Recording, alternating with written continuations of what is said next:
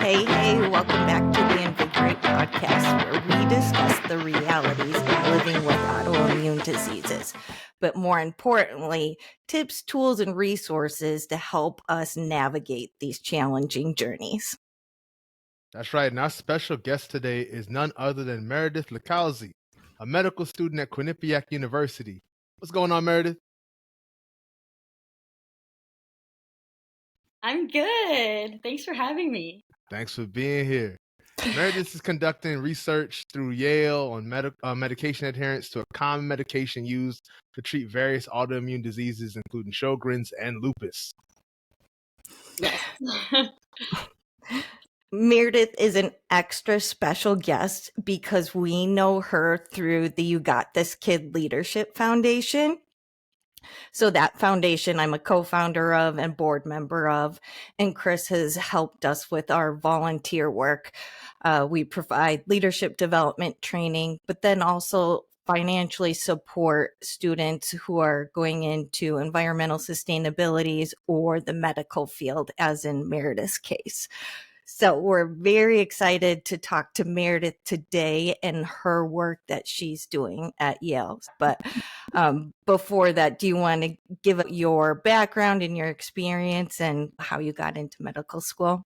Sure. Okay, well, right now I'm a second year student, so let me go back to when I didn't think I wanted to be a doctor growing up. It was not I thought maybe healthcare, but there was really no one in my family who did that. Everyone did sales and teaching and business stuff. So Gotcha. I went into college studying business undergrad, and it was okay. I was at an engineering school, so it was the easier route to go. And I wouldn't call that easy, but okay. Right. But I ended up doing an internship at a startup company, and I liked it, but I just felt like there was something missing. Looking at Excel spreadsheets all day was not giving me that, I don't know, sense of fulfillment I was looking for. Sure. And around the same time, I'd been dealing with some new health issues that started when I was 18 or 19, and I had been going to doctors all the time, and they couldn't figure out what was going on with me. And then I just grew more frustrated with my own health experiences and healthcare in general. And I think that's when I started thinking about going into medicine. So halfway through college, I completely changed my major to biology, and my whole life course I changed. I ended up working as a medical assistant at an OBGYN office after I graduated while I was applying, and then ended up at Quinnipiac, which was just don't tell them. I'd never heard of this school. I'm from Atlanta. I was okay, I'll come here to where I got in, and I've just been having a good experience up here, so I feel like it was all meant to be. That's it. Meredith, we've done the opposite track. I grew up in the Northeast and went to school down south. You grew up in the South and went to school in the Northeast. Yeah, what do you prefer? You know what? At the time when I was in high school making that decision, I said, "Get me away from the cold." I was like, I don't want to ever see snow again. So it's been nice to be in the South for a lot of reasons, but the Northeast is just so it's hard to be bored. Yeah. In that area, in particular. Everything's so close together, and then right. But I do miss well, I just don't like the long winters up here. Understandable. Yeah. That's really it. So when you think about it in terms of that sense of fulfillment that you mentioned, and that sense of saying okay, I now feel sort of inspired to do it. What exactly is it about the medical profession that really gets you going and makes you feel like I'm coming alive by doing this? I think connecting with people and really just listening to their story. For me, I felt my experience seeing doctors rushed with autoimmune problems, it's not everything is connected. It's disjointed symptoms sometimes, and Right. you need someone to listen to the full story to appreciate what might be going on. For me, being able to give that to my future patients and the patients I currently see at my clinical sites, listening laying the foundation for trust and support fulfills me about medicine. And making people feel better, like actually like Right. resolving their symptoms. That's really it. That's really Yeah. it. That sense of like being a part of the healing journey with people. Yeah. That's awesome. That's really awesome.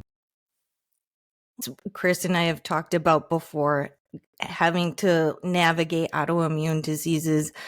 It's hard and challenging, and going through it, you develop just a greater sense of empathy for others, even if it's not one-to-one autoimmune disease related, just anyone having a hard time or kind of going through challenging times. It's you just can empathize more with them. And so I think it's really noble and credible of you to go into the medical field and bring that sense of warmth to patients, because man, there are some tough times and you really want to feel like you're being heard. Mm-hmm. Yeah. Oh, thank you. That's it. Hear more about the research work that you're doing at Yale and the specific project you're working on. So can you tell us about that? So when I was looking at, we do a capstone project for medical school, like at my program, and it's supposed to span like most of your time at school. So like you look for like, you know, a longitudinal project to do. And I like knew I wanted to do something related to autoimmune diseases. So I have Sjogren's. Like, it's a common autoimmune disease, but it's like actually kind of difficult to find research projects going on with it. And like lupus is one of the most, I feel like, prominent autoimmune diseases with like a lot of robust research going on. So I was like less concerned about like what I was doing it on, because in my mind, like so many of the autoimmune diseases are just like a family of diseases to me. Like doing research for one just like helps all the other ones. So Right. I really just wanted to find someone like a mentor who is, you know, like doing a lot of work in research for autoimmune diseases in general. And I ended up finding a rheumatologist at Yale. His name's Dr. Kamporis, and he's like just like a superstar in especially the field of lupus. But like, he's just like started clinics and programs, and he's like involved in teaching and directing programs. So he's like kind of a big deal. And I just like shot him an email, and he ended up like agreeing to meet with me. And I talked to him like originally my passion, and I plan to do this at some point. My goal is to like work on a project where I can, you know, improve the diagnostics, like shorten the time it takes to get diagnosed, because like that's like a big part of the struggle with autoimmune diseases. But what he like had suggested and was kind of like in the works a little bit already was a project to improve adherence to hydroxychloroquine, which is like the first line treatment for lupus, Sjogren's, like I think rheumatoid arthritis, and like a couple other autoimmune diseases. And I was like, okay, like anything that can help, especially like I was drawn to the fact that it was community based. Like we would be, you know, trying to improve it among patients that he sees and like that are seen in the Yale New Haven health system, where like I'm living now, seemed like meaningful to me. And you know, it's a drug that I take that has improved a lot of my symptoms. So I wanted to like improve adherence so that other people can also experience that same benefit. And just understand, like, not just like improve adherence, but understand why people aren't taking it, and like what is like, because like, I don't know, everything is so nuanced and layered when it comes to like behavior around medication, especially with like chronic diseases, that I just wanted to like understand that better for like my own benefit and when I'm treating patients in the future, but also like if we can find a way to improve it and apply it to like people all over, that would be pretty cool too. Taking medication regularly among all chronic illnesses it's widespread as far as how consistent people are. Right.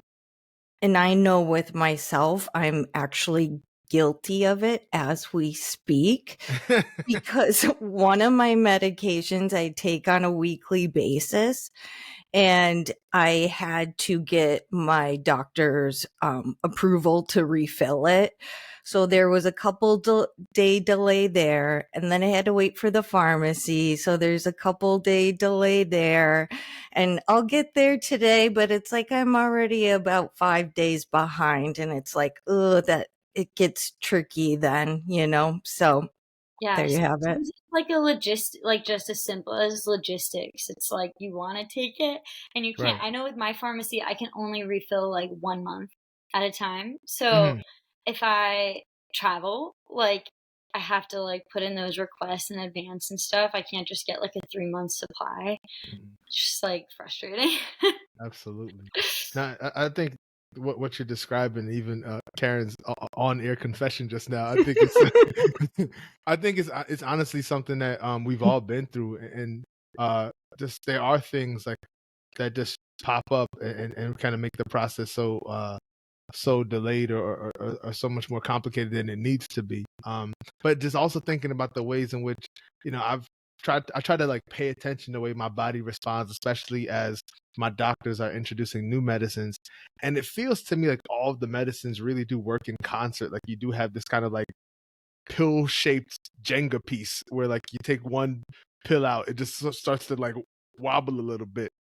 You can kind of feel like, oh man, I really do need to call the doctor, make sure that refill is put in because I'm feeling the difference. I think like it's hard when you take multiple medications for a chronic disease and you start to like I'm the type of person like I want to like isolate everything and like have a reason like okay when I take this is like the symptoms I feel like the change in symptoms or like the side Right. effects and then when you're like taking multiple things at the same time you're like is this my disease, is this the medication, like Come what's on, going yeah. on, like Totally. Because I mean, you bring up a great point, Meredith. There's so many of the medicines, especially when we're just getting introduced to them, that can feel, frankly, worse than the disease itself. It can really be a doozy, and I think for those of us in this community who we're not as quick to want to like follow those orders and say, okay, we're gonna power through that tough time and keep taking the medicine. I think it can get tough for folks who are just, saying like, oh no, this is making me feel worse, and not necessarily having that long term view of overall health maintenance. like if you don't know exactly what the drug does, like why you're taking it, and like, or if you don't have that strong like foundation of trust with your provider, Come on, like right? just like and like I don't know, like I feel like having an autoimmune disease, I'm always like a little skeptical because it took so long to get diagnosed, and I got so many like wrong opinions in the beginning that I'm Right, right. like more suspicious. Yeah, yeah. And I'm like, I have like had to rely on my own, I don't know, like intuition and Sure. feeling so much that like I just like I feel like I've become sometimes like this experimenter in my own with my own body. I'm like, Come on. I'll take away this drug for a week and see how I feel, and then I'll reintroduce it. Like, it's like I feel like there's no rules. You're just like doing it on your own in your house. That's Like, it. I That's should be it. supervised. Right, right. Somebody needs to come check in on me. That's real. Well, it's definitely like a giant jigsaw puzzle. Hmm. And when we're on multiple medications and then you add supplements into that, and even sometimes when you don't feel well, but the other end of the spectrum is, hey, I've been in remission. I've been doing really well. Do I really need all Need them. this medication? Right, right. The temptation's always there to feel like it's over, like we're done, like. And Karin, I think what you're saying is a perfect example, because I remember I had a friend who also had lupus. We worked at the same school at one point, and he was like, yeah, I found this. It was, I forget what it was, some sort of like nutritional supplement that he was like, this is way better than the medicine I'm taking. I'm just gonna stick with this. And I was like, man, I know this stuff that we're taking doesn't always feel great, but I know a lot of people who've done research and have read about this, and if like there were boards that had to approve it before they could sell it to me. you just got that from the grocery store. I don't know if that's gonna be the same thing. So that temptation to be like, I'm feeling better, does it? But and assuming that feeling better means doing better. That's a landmine we gotta avoid. No. On the flip side, I still feel crappy. Is this even working? That's true too. So you have like issues on both sides. Certainly. That distrust or kind of not having a lot of faith in the system. I've been there on the opposite, kind of where I received so much medication that the side effects of the steroids that I was on actually resulted in avascular necrosis, which is a degenerative bone disease. Right. And so that I had multiple surgeries and 6 joints. So, and I even was at the orthopedic urgent care yesterday for one of my knees, and they wanted to put me on steroids to help. And I was just like, no, I'm good. I'll ride out the pain. So it's like, I'm almost scared that they're doing too much now. So I'm like, do I really need to take all this? So going back to just building that trust with your rheumatologist or providers is just invaluable. And everything is like a risk benefit analysis too. And like medicine in general, it's like the steroids will help with the inflammation, but at what cost? The year I was applying to medical school, the most stressful year. Imaginable. And about where I was going to be, like if I was going to get in. And I was just having like a bunch of flares. My flares present like typically with like, I get like fatigue and like difficulty concentrating. Sure. But then I also get like blistered toes that are extremely painful and make it difficult to walk. I know it's horrible. And it is what it is. Yeah. Like my deformed feet. And I remember like calling my rheumatologist's office like pretty frequently asking for steroids because it was the only thing that would make the inflammation go down. And like after like a couple times, like I remember feeling like they were like, no, they denied me. And I was like, oh, they think I'm like drug seeking. Oh no. They think I like want more medication than like I should be getting right now. And like I felt like, I don't know, I was like, they just don't get it. But I kind of see now in medical school, like the other side of things, like you don't want to like give your patients so much medication that it ends up hurting them in a different way. Right. But yeah, just like interesting experiences. Yeah. But you know, as you say that, Meredith, I think about just the sort of like perfect storm of a lowering trust and specialization just in society in general, shorter time between patient and doctors, and also just that growing sense of like, well, yeah, I get that you went to school for this, but I also saw this on YouTube. Like I feel like all of that is in the mix. So like, you know, in your work already, like, you know, with med school, you've had some interaction with patients. Like, how do you feel doctors and those who are medical providers can really sort of like get over that hump of really building that trust with the patient and you know, getting through to them in a way that is frankly louder than the YouTube video or whatever they're using to sort of inform themselves? I mean, that's a great question. I think like I wish I had all the answers. I don't. Right. You know, the time constraints is like not ideal. I think that like the best thing you can do is like the first time you see a patient or like really the first time, just say like, tell me your story from the beginning and give people that opportunity to like walk you through it so that they feel like you have the whole story.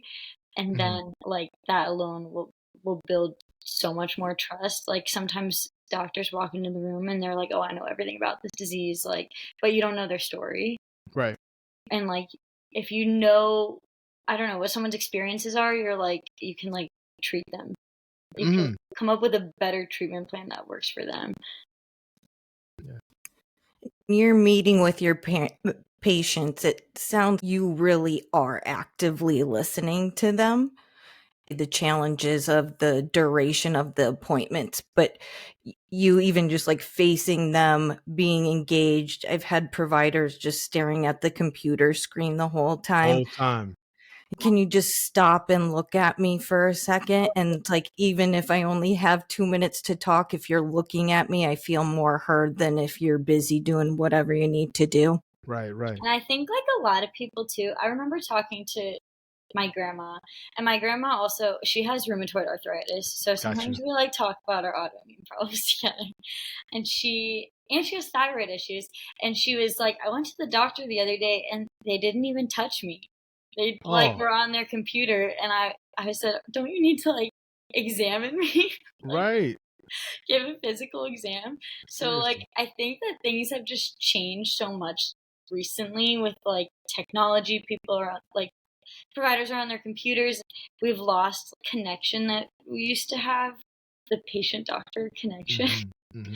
That like, it's just missing, but it can come back. And you just have to find, like, sometimes it's hard to find the right doctor, and like, especially with rheumatology, I feel like there's so few rheumatologists that you have to wait like an exorbitant amount of time to see a provider, that you're like, oh, this is really my like one shot. Like, you feel a lot of pressure. I think like from the patient side is like, because you know that you're only going to get so much time, like, come prepared. I would like write a list down of what you want to talk about, because like, it's so overwhelming in there. Sometimes you can just like completely forget to mention something that was really bothering you. Now, I love that you mentioned that, because I feel like when I was new in my lupus journey, I would spend those rheumatologist appointments talking to them like they were my friend. Like, I'd be like, so first this happened, and then the person wasn't very nice, and I didn't really like that, and like telling them about like my day basically. And I was like, I just learned like, yo man, we gotta wrap this up. Like, just come in here with the facts, just the facts. And so to your point, Meredith, it's really important to have a really strong working narrative, but also conversely making sure that the doctor is putting forth that effort to just show the human touch. You know, something I've said. So you may have been in the room when I said this over the summer, is to just remember that, you know, for the doctor, this could be, you know, their 4 o'clock could be their like last appointment of the day. They've had like 6 people they've seen that day, or however many people they've seen.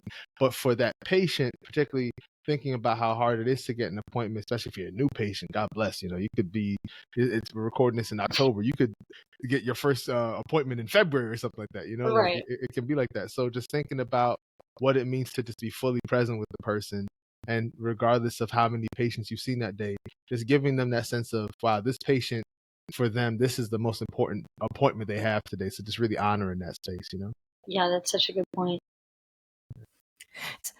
One thing I've learned from my experience is making sure you're also explaining what you're looking to get out of it. I had a fantastic first rheumatologist who was just more laid back and took a more cautious approach. But at the time, I'm eager to get my life back. So I was like, ooh, I don't want to wait 4 months to see if this works. Like, let's get this show on the road. But then on the flip side, my rheumatologist now, who I absolutely love too, and he is fantastic, he does have a more aggressive approach. But now I'm the opposite, and I'm like, ooh, maybe we don't need all this. Come on. But just talking with both of them about how I want to live my life, how active I am. I need to be able to keep up with my 2 boys. I'm more open to medication so I can live that kind of high quality active life for me personally. And that's how I think medicine, at least the way we're being taught in schools, is shifting to be more like a joint decision between the physician and the patient, not just like this like old paternalistic approach of like, I'm the doctor, this is what I'm giving you, like follow my orders. Right. Like, it's more like, here are like the options, like what works with you. I hear that. Like, Yeah, because giving it has people to be a good partnership. Yeah. You know, because as much as the doctor does have the knowledge, and we need to respect that knowledge, there is something particularly with the autoimmune community where we know that these diseases show up. They feel so customized. It's almost like snowflakes. Like no two are the same.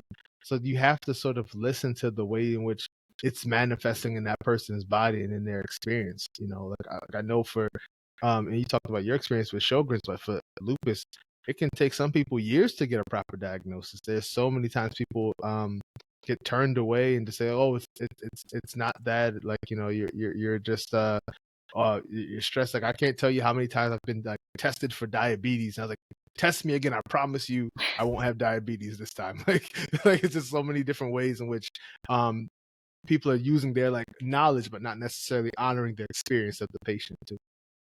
It's thinking back to like all the visits I had before I got diagnosed, and it was like just like I felt like so dismissed by doctors, like, Mm-hmm. oh, maybe you're wearing your shoes too tight, and I'm like, same shoes I've been wearing like Giving you fashion my whole sense.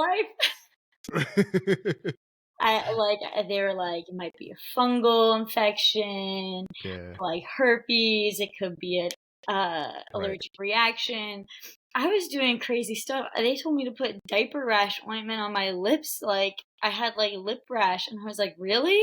Like and now it like blows my mind because, and like I also have my slant from my own personal experience, but like Right. I always jump to autoimmune. I'm like, oh, that could be autoimmune, but like it's Yeah. because it's like autoimmune presents in like so many different ways. So many But that's ways. where my mind always goes now, especially like with women. I know like, and like this is like a completely separate topic, but like women so often are like their issues are belittled or dismissed in healthcare, and Mm-hmm. like because 9 out of 10 pretty much for lupus and Sjogren's, 9 out of 10 people who have it are women. Right. Like I feel like you just like can't deny that overlap. Like Mm-hmm. extra dismissal of those patients. Oh, no question.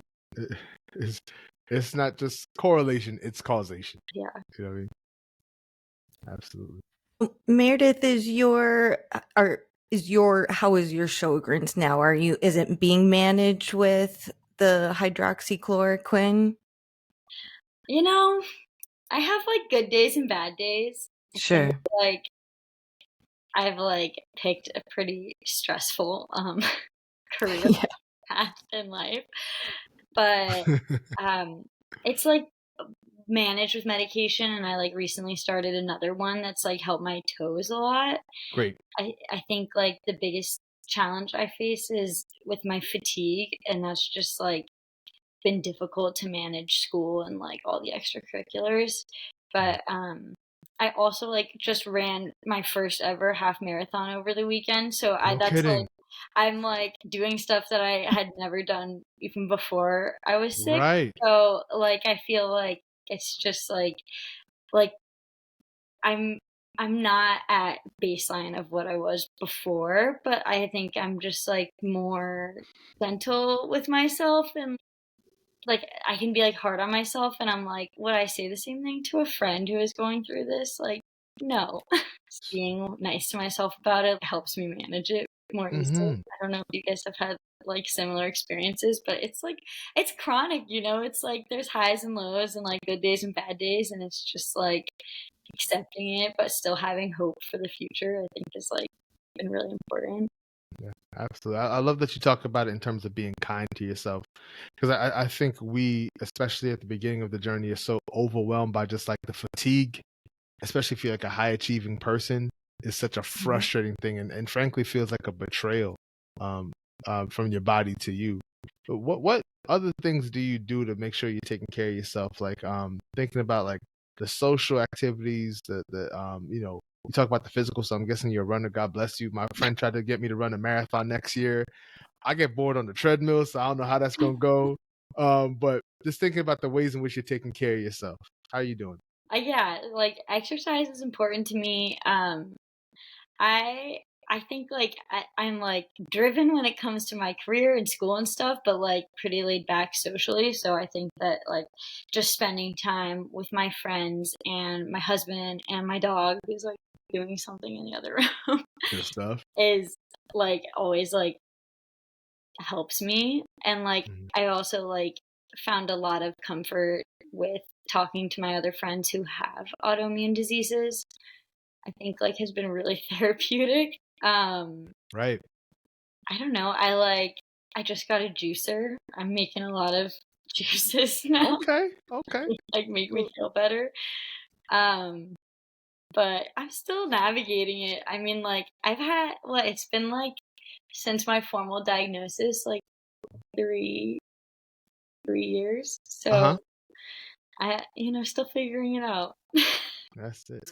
It's very much a multifaceted approach where you have to take your medicine, you have to eat as clean as you can, exercise, get your rest. So it's really just a holistic approach to managing these diseases, and taking your medication is just one piece of it. Yeah, definitely getting sleep. I like Oof. go to bed at 9:30. Listen, you have to. Are you a morning person? No. No. That's all right. That's all right. But getting your rest is important for sure. Yeah. It's tough when you're fighting fatigue. You need That's a lot true. of hours of rest. That's Yeah, true. that is like been the hardest part for me, Got definitely. you. Got you. For my husband, like wakes up at 5 in the morning to go to the gym. Yeah. So like he's okay to go to bed at 9:32, and like Right. he just like gets like 7 hours of sleep and like is fine, and I'm like waking up when he's coming home from the gym, and I'm like with my full 8.5, 9 hours of Come sleep. on. Like, I could use a little more. Right, right, right. You got to do what you got to do, though. My kids started going to bed at 8:30. It's like I crawl in and I'm asleep by 9. I Yeah. mean, Yeah. on good days I can get up by 5:30, but normally it might be a little later than that. Yeah, yeah. No shame. No shame. Find That's a it. lot of like peace in having routine and structure. No doubt. My hardest year was the one when I was applying to med school, because it was like there's so much uncertainty, and like my schedule was changing a lot. Even though med school is stressful in its own way with learning all this new stuff, like just to be able to establish a routine for myself definitely like has helped. Yeah. Because we need stability, right? Yeah. And a good support system. Like that's been Definitely. huge. Definitely. It helps to stay organized and structured. Mm-hmm. So then you can stay on top of that and really make sure that, again, you're carving out that time so you can get 8 or 9 hours of sleep if you need it. Yeah. Mm-hmm. Prioritizing. Like I used to put off like things just so I could finish for a deadline. I don't do that as much anymore. There will always be tomorrow. I need Yeah. to focus on my health. Like I just value it more Yeah. because it's like more fragile, and I'll do anything to like keep it stable. Sure, sure. That's true. But yeah, we'll see. We'll see how the like overnight shifts go and my Right. rotations. The lifestyle is really going to be important for me to like manage being a doctor and like having an autoimmune disease. Mm-hmm. But it'll be interesting to see with my rotations, because I'm sure there's things like that I really like but like might not have, like I might not be able to get the sleep I need. Right. That's real too. So That's real too. just So another like thing to consider. But everybody also, like autoimmune disease or not, has like those factors in their life that they need to like consider. exactly. Just part of the human condition Yeah. with you. I was wondering, when you talked about the sort of like structure and stability, it made me think a lot about like people's consistency in general. So when it comes to, we were talking earlier about like medication, and we all confess that sometimes we kind of mess up with our doses and taking them on time, getting the refills ready. What kind of tips would you suggest in terms of like how to promote just an overall sense of consistency, whether it's with the medication or with getting sleep, or just taking care of yourself, knowing to say this can wait till tomorrow? Like, what are the things that have helped you that you think would be helpful for our audience? I think, like, reminding myself why I take the medications. Like, it starts from the education you receive from your physician about the medication and, like why to take it, what to expect, like what to look out for. And then I think like making it easy for yourself. Like sometimes I talk to people who are taking their medications and they're like, yeah, I just set an alarm for like the middle of the day, and I'm like, you're just like making it hard on yourself. Like Right. I feel like just like do it when you're brushing your teeth, or like keep it in the same place, set an alarm. I don't know, like I really make it as easy as possible for yourself. That's wise. Yeah. I'm all about making things as easy as possible. Seriously. And so for me, I have one of those old school pill boxes. It's like I plan it out because especially on days like when my hands or wrists are swollen Come from on. arthritis, it's like Right. trying to get open those pill Always. boxes is Yeah. not cool. Mhm. So if I can just flip up a little thing and pop it, it's like, oh, I can handle that. Right. Right. It's our adult shot, Chris. We talked about how we had to learn how to drink like an adult rather than That's right. taking shots. I do my pills. That's it. Just throwing them back. That's it. Yeah. I'm an excellent pill taker. 100%. One of the big things is like fear. It's not even just side effects, like fear of side effects. I know like I've been researching hydroxychloroquine. Like Right. the main feared side effect of that is retinal toxicity, which can occur like after years and years of taking it. Right. Making sure you go to your regular ophthalmology appointment and like trusting that they're looking at your eyes and like not seeing anything, you know, they'll like tell you. Right. Can alleviate. A lot of people struggle with medications because like of the anxiety of having side effects. Making sure you go to your appointments and that people are like checking on what could, you know, potentially be like a toxicity, like that alleviates my anxiety. Right. But so it's like staying consistent with like your appointments, I would say, is a big one.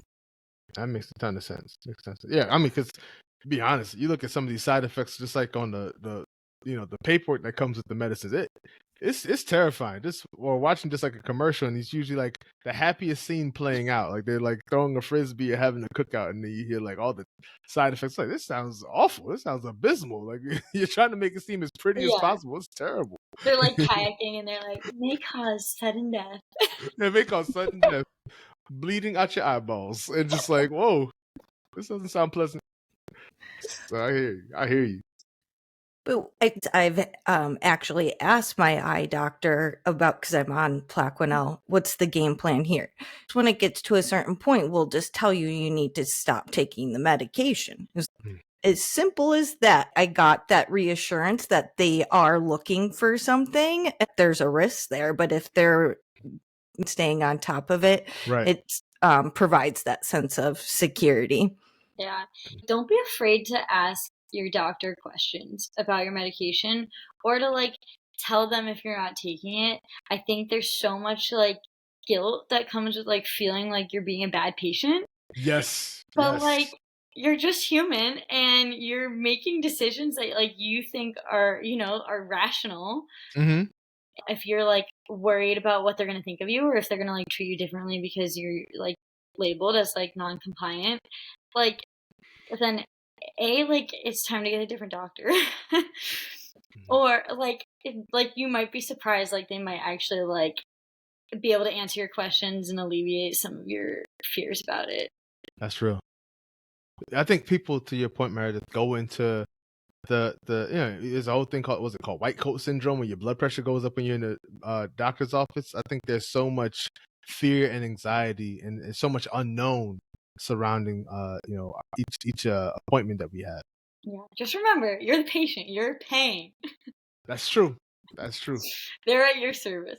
The customer is not always right in this instance. I will say that the customer is not always right. But expressing like your concerns or like just kind of any anxiety around it, then they can help work through it with you. I know this last infusion that I did, I talked to my rheumatologist, like I was honestly scared about how intense the medication was and the risk of infection and all the other stuff that comes with it. But my lupus was active and it had been for several months. And he's like, okay, so we have to balance the activity and you going into a potential flare. And I've had organ complications. And so that's where it gets a little scarier. And so we had a conversation about it. I ultimately ended up doing it and do not regret it because I feel so much better. And regardless of whether I decided to working with him and talking through that with him, it was a joint decision. It's healthy. Well, I'm optimistic. First of all, the future of rheumatology, I think that like in our lifetime, I'm just optimistic that they're going to come up with like they're doing great research, and I think that there's going to be a lot of like improvements in treatments and alleviating symptoms and that kind of thing. That makes me excited for the future of rheumatology. And then like in general, just like there are things that I don't like about the future of medicine that are becoming detached between the physician and patient, but in my school in particular, there's an emphasis on physician-patient relationship and cultivating that. So it's my generation that's going to fix that. That's it. Well, we're excited for it. And I definitely think, I've said this before on the podcast, but I would never forget the words of my first rheumatologist who told me, Mr. Burton, this is the best time in human history to have lupus. So I think, to your point, the amount of research that's come out just in the last decade plus has just been, moving the progress forward light years. So excited too. Chris and I've been in this journey a bit longer than you have. And to his point, the progress we've seen even in the last decade is phenomenal. With you doing your medical training now, I have high hopes for the next decade for sure. Nope. It was so wonderful talking to you today. I know you're crazy busy juggling a lot with medical school, but we so appreciate you coming on and telling your story and talking to us about your experiences. Thank you so much for having me. It was just really great to talk to you guys, and it feels like cathartic. Yes, that's what we want. That's what we want. Yeah. Oh, I really loved this experience. Oh, no, that makes us happy. That makes us really happy. And not only thank you to you, Meredith, but thank you to you all for watching and listening. And please be sure to rate us on Spotify, Apple, any and everywhere you listen to podcasts. Also, make sure that you're checking out the episode info. We put a lot of sources in the episode information, so make sure that you check that out and continue to just educate yourself and just find all the resources you need for this journey that we're all on. But until next time, everyone, please do take care.